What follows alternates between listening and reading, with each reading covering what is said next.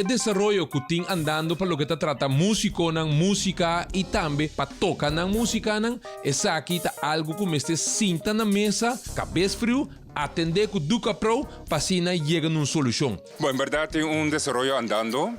Na primeiro lugar, nós estamos mais de acordo com a proteção de direito de autor para artista não, músico não, pero também todos estão a produzir algo de arte.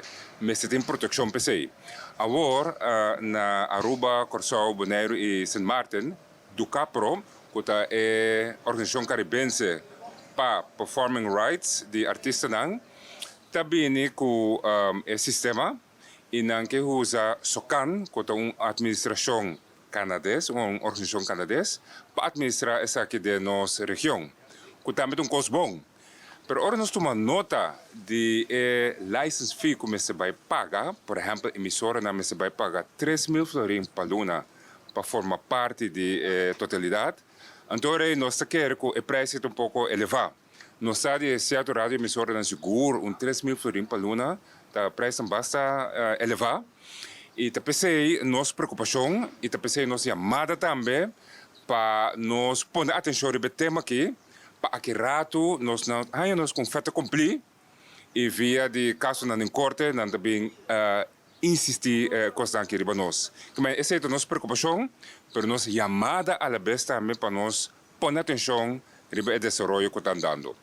Tem algo que por assim mirando nos isla com chiquita tá comparado com o país tão mais grande que cita implementar lei aqui? Me quero seguro por fazer algo e também nossa chamada também na todos estão envolvidos. Em caso aqui, Ministro de Cultura e Economia, mas também todos stakeholders não, que representam artistas não, nós me se põe a cabeça junto para sentar na mesa com o Ducapro para chegar na bambisa tarifa não, que é razonável, tendo em conta que o contexto de nós, isla chiquito, e também tendo em conta que é a realidade financeira do país. Que me seguro nós queremos esse mestre tomar lugar para evitar que nós tenhamos com regulação que aqui está contraprodutivo. Promedia ni wari tamayang Diyos que nós tem tempo ou for luxo ta kana contra? Não, nós queremos tempo e também nos chamada, também nos preocupação e nos lo acercar a diferentes stakeholders também. Em caso aqui, pero seguro Ministro de Cultura, Ministro de Economia, por tomar a delantera para atender o tema aqui e reunir com todos os stakeholders no setor para nós bom preparar para o desenvolvimento aqui.